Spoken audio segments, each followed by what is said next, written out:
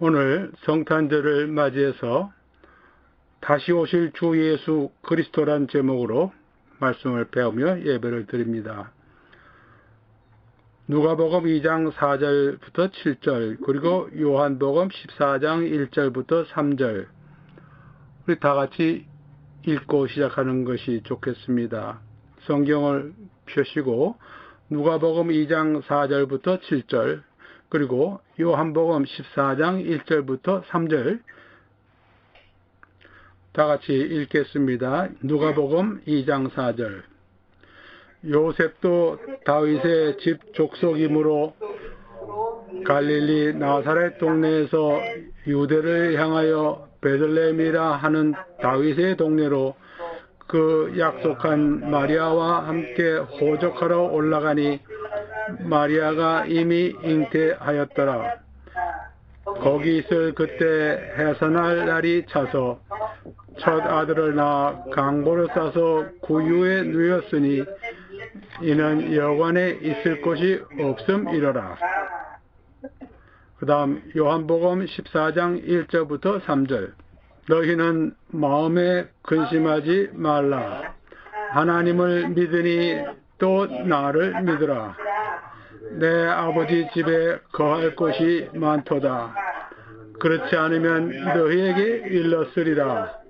내가 너희를 위하여 거처를 예비하러 가노니 가서 너희를 위하여 거처를 예비하면 내가 다시 와서 너희를 내게로 영접하여 나 있는 곳에 너희도 있게 하리라. 아멘. 주님께서 오신 것을 기억하고 감사드리며 우리 드리는 성탄절 예배 시간이 되었습니다. 참 감격스럽습니다. 주님 앞에서 오늘 예배를 드리게 된 우리 여러분들 다 같이 성탄의 기쁨을 갖게 되시길 바랍니다. 현재 코로나 바이러스 전 세계적 유행병으로 인해서 통상적이던 교회에서의 대면 예배 어렵고 정부 기관의 행정 조치보다는 실제로 감염 가능성과 치료의 어려움 때문에 많은 교회에서 전통적 예배를 드리지 못하고 있습니다. 게다가 지난 11월 3일 미국 대통령 선거가 있었고 그 이후로 계속해서 부정투표, 부정개표와 관련해서 소송 청문회 등이 열리고 있고 내년 1월 20일 대통령 취임식이 어떻게 될는지 지금 알 수가 없는 상황입니다. 2년과 너무 다른 상황을 생각할 때 이제 주님께서 다시 오시는 것이 훨씬 더 가까워졌기에 더 기쁜 마음을 가지고 기다릴 수 있는 때가 되었다고 믿습니다. 예수님께서 2000여 년 전에 오신 것은 아담의 죄가 드러난 직후에 하나님께서 말씀하셨습니다. 창세기 3장 15절 내가 너로 여자와 원수가 되게 하고 내 후손도 여자의 후손과 원수가 되게 하리니 여자의 후손은 내 머리를 상하게 할 것이요 너는 그의 발꿈치를 상하게 할 것이니라. 우리가 여러 번 자세히 배웠으니까 여기서 깊게 다루지 않습니다. 아담 한 사람이 지은 죄는 온 인류의 후손에게 퍼져나갔고 온 세상으로 퍼져나가면서 죽음이란 결과를 가져왔습니다. 첫째, 하나님과 소통이 불가능한 영적 죽음을 가져왔고 둘째, 모든 생명체가 겪게 되는 몸의 죽음을 가져왔고 셋째, 온 세상에 퍼져나가는 어둠의 권세를 가져왔습니다. 이것을 피할 수 있는 길을 하나님께서 한동안 열어주시지 않았습니다. 그러나 이제 창세기에 약속하신 것처럼 여자의 후손, 즉 우리 주님께서 오시고 그 오신 주님은 아브라함의 후손이고 이삭의 후손이고 야고보의 후손이고 유다 지파의 후손이고 다윗 가문 출신이란 것을 말씀하셨고 그대로 이루셨습니다. 그래서 예수님께서 2000년 전에 첫 번째로 세상에 오셨을 때 배경은 마태복음과 누가복음에 나와 있습니다. 첫째, 탄생하신 시기를 우리가 볼 수 있습니다. 다니엘서에서 기름 부은 받은 자 왕이 나타나실 것을 말씀하고 있습니다. 이것은 주전 약 686년경에 쓰여졌습니다. 다니엘서 9장 25절 그러므로 너는 깨달아 알지니라 예루살렘을 중건하라는 역이 날 때부터 기름 부음을 받은 자 곧 왕이 일어나기까지 7이레와 62이레가 지날 것이요. 예루살렘 성을 다시 지으라고 한 영은 페르시아 왕 아수에로가 주전 444년에 내렸습니다. 이로부터 7이레와 62이레 계산하면 483년이 됩니다. 이 이후에 기름 부음을 받은 자 곧 왕 예수님을 가리킵니다. 이 나타날 것이라 이 다니엘 9장 25절 말씀을 유대인 관습대로 1년을 360일로 계산하면은 언제가 되는가 하면은 예수님께서 예루살렘 성에 나귀를 타고 입성하신 주, 즉 니산월 9일로 계산된다고 합니다. 그래서 이 다니엘 9장 25절은 예수님의 탄생을 말하는 것이 아니고 예루살렘 성도의 구세주가 예수님께서 입성하시는 것을 예언한 것입니다. 그 다음 이러한 일들을 갈라디아서에서는 하나님의 때가 되어서 아들을 보내셨다고 되었습니다. 갈라디아 4장 4절에 보면 때가 참에 하나님이 그 아들을 보내사 여자에게서 나게 하시고 누가복음에 보면은 이때는 로마 황제 아구스도 때라고 나와 있죠. 어느 왕이든지 사실 상관은 없습니다. 아무 왕이라도 하나님께서 부르시면 그대로 일을 하게 되어 있습니다. 누가복음 2장 1절 그때 가이사 아우구스도가 영을 내려 천하로 다 호적하라 하였으니 이 호적은 구레뇨가 구스리아 총독이 되었을 때 처음 한 것이라. 로마 황제 아우구스도라도 하나님께서 부르시면 그대로 하게 되어 있습니다. 하나님께서는 이방나라 왕들도 다 부르시지요. 유다 왕국을 멸하게 하신 느부갓네살 왕도 하나님께서 불러서 쓰신 것이고 유대인들이 자랑하던 성전과 왕국을 모두 망치게 한 것도 느부갓네살 왕의 군대였고 바벨론에 잡혀가 있던 유대인들을 유대 땅으로 돌려보내시는 것 약 70년이 지난 다음에 예레미야가 예언했던 대로 일어난 것도 1차 귀환 명령을 내린 페르시아의 고레스 왕이고 성전 건축을 끝내도록 도운 다리오 왕이 있었고 2차 귀환 명령을 내린 아닥사스다 왕이 있었습니다. 모두 다 하나님께서 그 뜻하셨던 대로 이루실 때 어느 나라 왕이든지 그대로 쓰십니다. 예수님께서 나중에 부활하시고 승천하시고 난 다음 40년이 지나서 AD 70년 헤롯 대왕이 증축한 40여 년을 걸쳐서 증축한 예루살렘 성전이 다시 파괴되는데 그때 하나님께서 로마 장군 타이터스를 쓰셨습니다. 이 사람 나중에 로마 황제가 되어서 2년 동안 다스리다가 병사합니다. 예수님께서 언제 탄생하실 것인지 이와 같이 여러 성경에서 구약 성경에서 이미 말씀하고 계셨습니다. 구세주의 혈통은 다윗의 후손으로 되어 있지요. 누가복음 2장 3절 모든 사람이 호적하러 각각 고향으로 돌아가매 요셉도 다윗의 집 족속이므로 예수님이 다윗의 후손, 다윗 가문의 후손이었습니다. 이것은 왜 이렇게 되어 있느냐 하면은 이스라엘의 왕이 될 사람은 다윗의 후손이 되어야 한다고 하나님께서 약 주전 1000년경에 다윗에게 하신 영원한 언약 때문입니다. 사무엘하 7장 16절 내 집과 내 나라가 내 앞에서 영원히 보존되고 내 왕위가 영원히 견고하리라 말씀하시고 약속하셨습니다. 요셉과 마리아는 나사렛 동네에서 살고 있던 정혼한 남자 여자였습니다.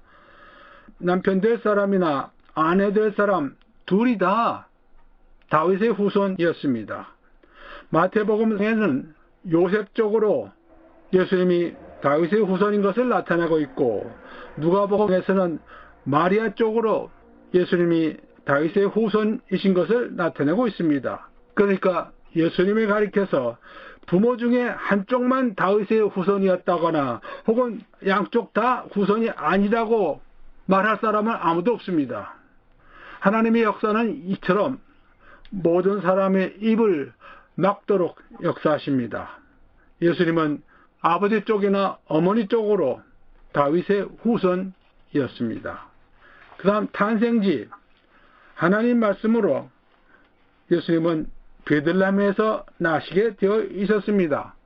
이것은 주전 730년 미가서에 나옵니다.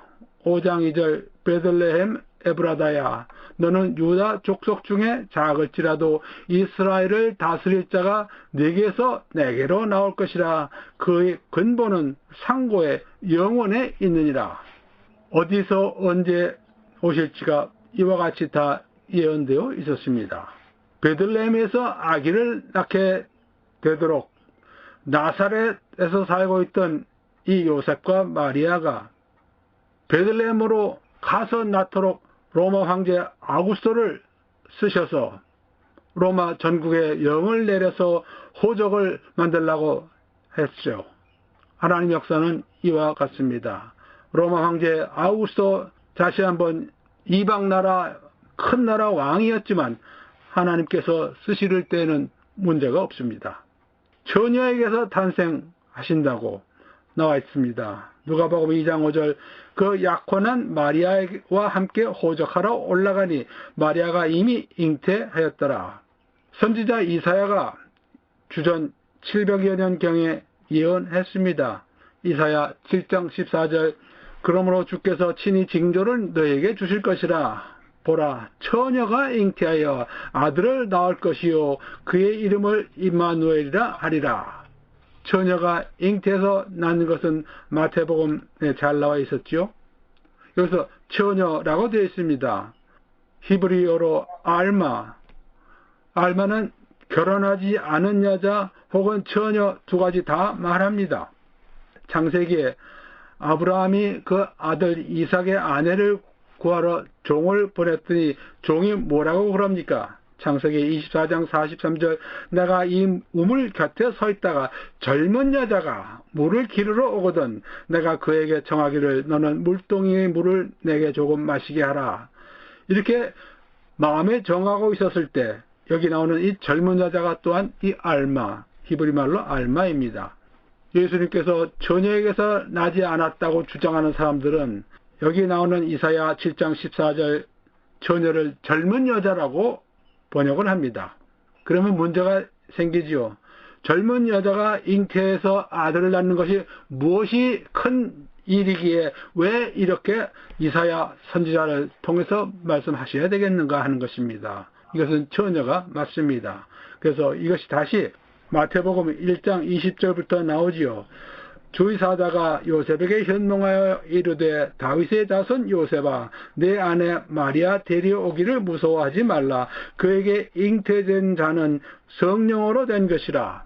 예수 그리스도께서 만약에 요셉에게서 나온 사람이라면 성경은 거짓말을 포함하는 결과가 되고 기독교 교리는 완전히 무너집니다.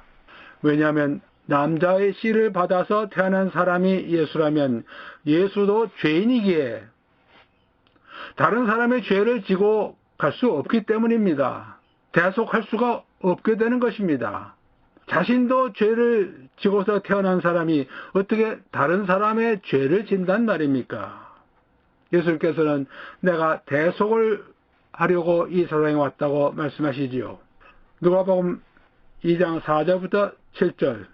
거기 있을 그때 해산할 날이 차서 첫 아들을 낳아 강보로 쌓여 구유에 뉘었으니 이는 여관에 있을 곳이 없음이로라. 천지를 지으신 하나님이 이 세상에 사람의 몸을 입고 오실 때 왕으로 오셨지만 땅 위에 세상 영광과는 전혀 관계없이 오셨습니다. 왕으로 오셨습니다. 그러나 이런 것만을 본다면은 하나님의 말씀을 알지 못하고서는 이분이 구세주 왕이시라는 것을 알 길이 없습니다. 하나님의 택하심을 받고 즉 예정을 받지 않고서는 그리스도를 알고 경배할 기회가 생기지 않는다는 것입니다.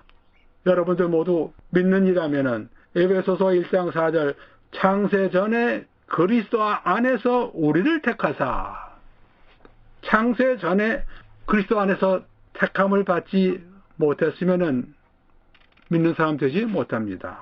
지금까지 본 것처럼 구약 성경에서 예언된 구세주는 우리가 사복음서에 배워 있는 듯 다 이루어졌습니다. 여러 가지 예언들이 있지만 구세주 탄생에 관한 예언들이 문자적으로 문자 그대로 이루어졌다는 것을 알게 될 때 우리는 다시 한번 경탄을 금할 길이 없습니다. 성경 말씀은 정확하고 정밀한 하나님 말씀이신 것을 우리가 새삼스럽게 깨닫게 됩니다. 그래서 우리는 주님께서 다시 오시겠다고 하신 말씀을 배우고 기억하고 간직합니다. 인성을 가지셨기에 예수님은 죽으셨습니다. 십자가로 가시기 전에 부활하시겠다고 3번이나 말씀하신 것을 우리는 기억합니다. 사복음서에서 찾아볼 수 있습니다. 예수께서는 말씀하신 대로 부활하셨습니다. 그래서 우리는 앞으로 일어날 일에 대한 예수님 말씀도 말씀하신 대로 그대로 이루어질 것인 줄을 알 수 있습니다. 하나님은 거짓말을 하지 않으십니다. 하나님이신 예수님도 거짓말을 하지 않으십니다. 주님께서 다시 오신다고 하는 것 우리가 지난번에 배웠습니다.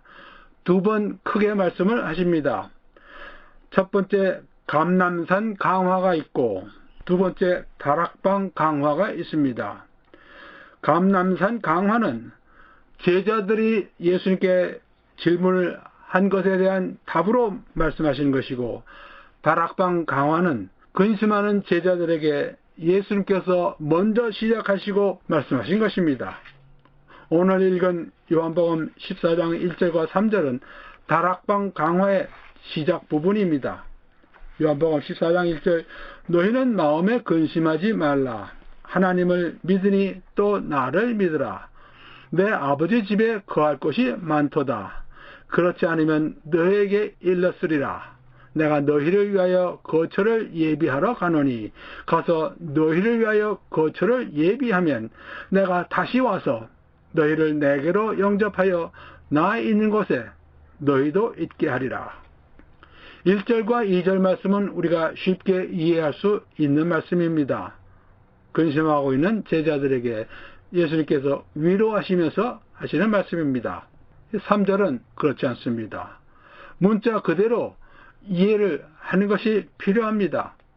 요한복음 14장 3절 예수님께서 하신 말씀이 이루어질 때 이것을 우리가 휴거라고 부릅니다. 영어로는 랩처입니다. 휴거를 믿지 않는 사람들이 많이 있습니다. 한국에서는 이단 교리를 가진 사람들이 사용하는 것 같은 인상을 주는데 사실은 그렇지 않습니다. 요한복음 14장 3절 말씀을 문자 그대로 우리가 듣고 읽고 이해하면 이것이 휴거인 줄을 랩처인 것을 쉽게 알 수 있습니다. 미국에서는 이것을 휴거라고 이해하는 사람들이 많이 있습니다. 하나님 역사하시는 가운데 일어날 수 있는 일이 이제 휴거입니다. 휴거가 일어나기 위해서 그 전에 일어나야 하는 일은 성경에 없습니다. 휴거는 지금 아무 때고 일어날 수 있는 일입니다. 예수님께서 믿는 이들을 데리러 오시는 것은 아무 때고 일어날 수 있는 일입니다. 이 일은 밤에 도적같이 예고 없이 일어나는 것이라고 감람산 강화에서 말씀하시고 다락방 강화에서 말씀하십니다. 언제 다시 오시나? 다시 한번 언제 오시는 것은 지난번에 오신 것과 다르게 우리에게 알려주고 있지 않습니다. 마태복음 24장 36절과 마가복음 13장 32절 같은 때 말씀하신 것입니다. 예수님께서 말씀하시기를 그러나 그 날과 그 때는 아무도 모르나니 하늘의 천사들도 아들도 모르고 오직 아버지만 아시느니라 하셨습니다. 아무도 모르게 되어 있는 일이라고 말씀하셨고 승천하시기 전에 사도행전 1장 7절 이르시되 때와 시기는 아버지께서 자기의 권한에 두셨으니 너희가 알 바 아니요. 사람들은 주님께서 언제 다시 오시는지 알 이유가 없다고 말씀하셨습니다. 다락방 강화는 믿는 이들을 데리러 오시는 것이고 이때가 언제인지 우리가 알 수가 없는 것이고 감람산 강화는 주님께서 세상 사람들이 보는 가운데 구름을 타고 오시는데 이것 또한 언제인지 알 수가 없습니다. 다락방 강화에서 말씀하시는 것은 휴거인데 휴거는 믿는 이들에게만 일어나는 것이니까 믿음이 없는 사람들은 휴거가 일어났는지 알 수가 없습니다. 지금처럼 주류 언론이 전혀 언급을 안 할 것입니다. 왜냐하면 알지 못하기 때문입니다. 그들이 경험할 수 없는 일이기 때문입니다. 그 다음 7년 환란 시작은 이들이 알 것입니다. 주님께서 구름을 타고 오시는 것은 환란이 끝난 다음인데 그때는 모든 사람들이 다 이 세상에서 살아있는 사람들이 다 구름을 타고 오시는 주님을 볼 것입니다. 이제 아무 때라도 주님 오시는 것을 우리가 알고서 준비할 수 있는 사람은 없습니다.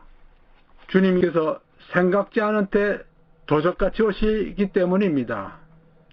그때를 위해서 준비할 수 있는 것은 아무것도 없고 오직 준비되어 있는 사람이어야 합니다. 준비되어 있다고 하는 것은 믿음을 받았기에 그 안에 성령님께서 거하시고 계신 그런 사람을 말합니다. 주님께서 오시면 믿는 이들이 휴거하면서 그때 성령님도 같이 올라가십니다. 휴거는 믿는 이들도 알 수가 없기에 준비할 수 없는 사건이 되겠고 믿음이 없는 사람이라면 더더욱이나 준비할 수 없는 일입니다. 휴거가 일어나는 것과 때를 같이 해서 이 세상에는 환란과 대환란이 시작됩니다.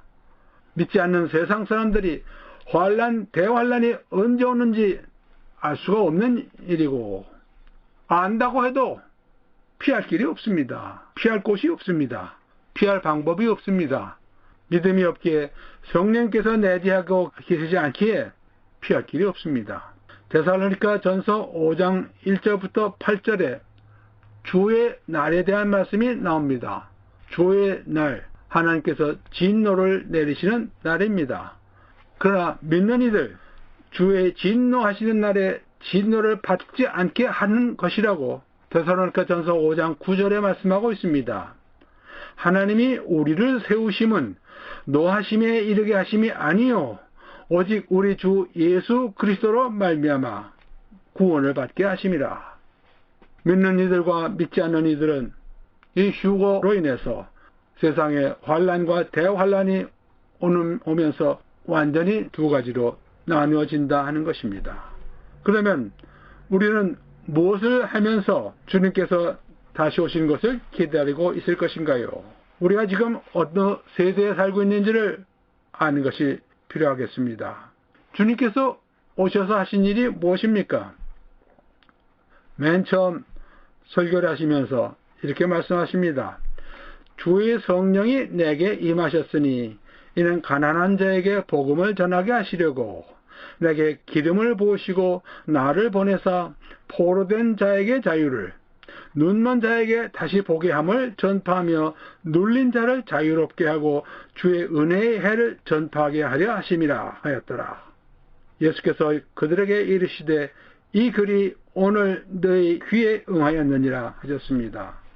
예수님께서 2000년 전에 오신 것은 가난한 자에게 복음, 포로된 자의 자유, 눈먼 자에게 다시 보게 함을, 눌린 자에게 자유, 주의 은혜를 선포하시려고 오셨습니다. 주님께서 오셔서 이 일을 다 이루셨습니다. 주님께서 그 자신을 대속물로 주셨습니다. 그래서 우리가 하는 일은 주님께서 시작하신 일을 이어받아서 하는 것입니다.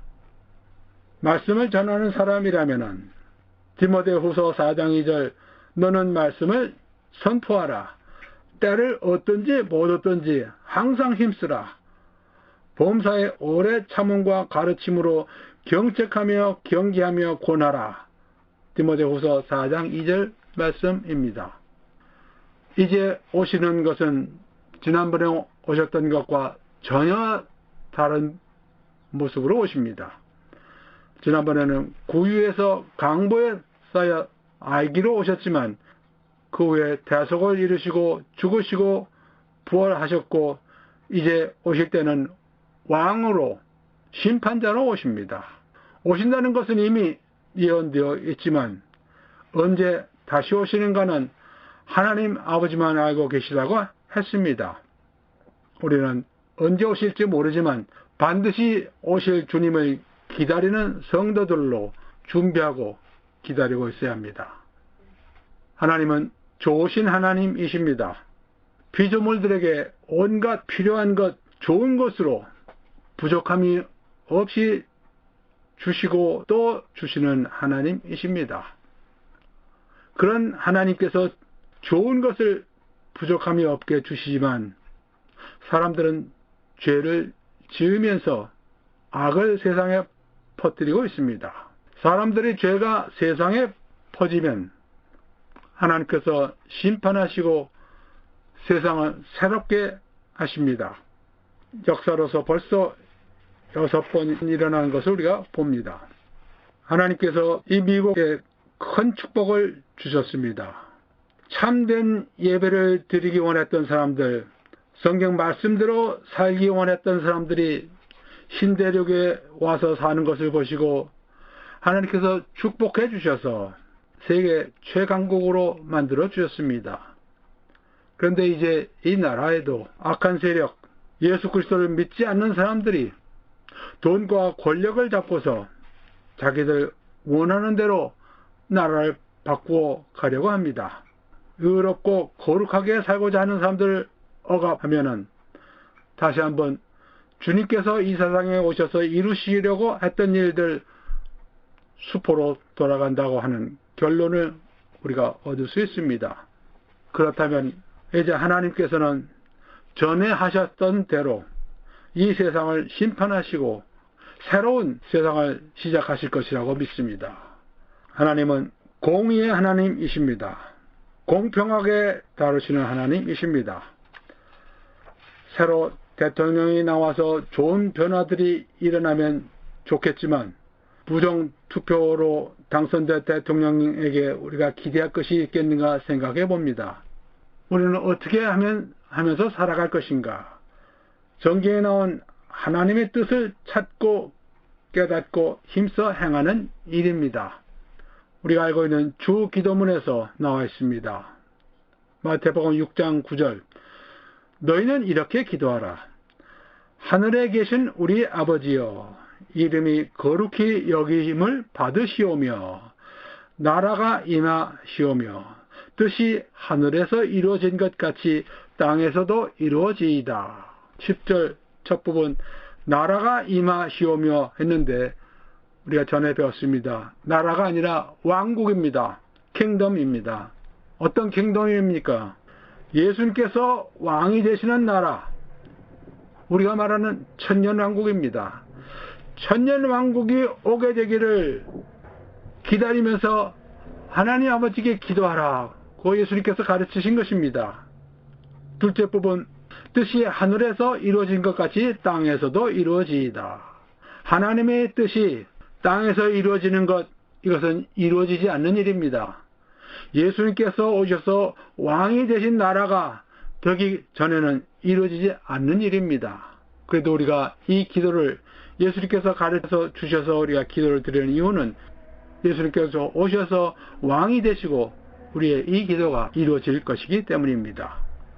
이제 그때가 한결 더 가까워졌다고 우리가 믿을 이유가 많이 생겼습니다. 여러분들, 우리 다 같이 2000여 년 전에 오신 주님 오신 것을 감사드리고 기념하고 기억하고 예배를 드리면서 이제 다시 곧 오실 주님을 기다리는 복된 소망을 가지고 살아가는 여러분들 되시기 바랍니다. 다 같이 기도하시겠습니다. 하나님 아버지, 2000여 년 전에 오신 주님의 탄생을 기념하고 감사드리고 또 감사를 드리옵나이다. 주님의 공로로 믿음 안에 들어오는 큰 은혜를 받은 저희들이옵나이다. 지금은 성도들을 지켜주시고 모든 교회를 인도하고 계신 주님께서 저희들에게 이 큰 소망을 허락하여 주시고 다시 오실 기쁜 마음을 가지고 기다리게 해주셨사옵나이다. 속히 오신다고 하신 주님의 말씀을 믿사옵나이다. 속히 오시옵소서. 감사드리며 예수님의 이름으로 기도드리옵나이다. 아멘.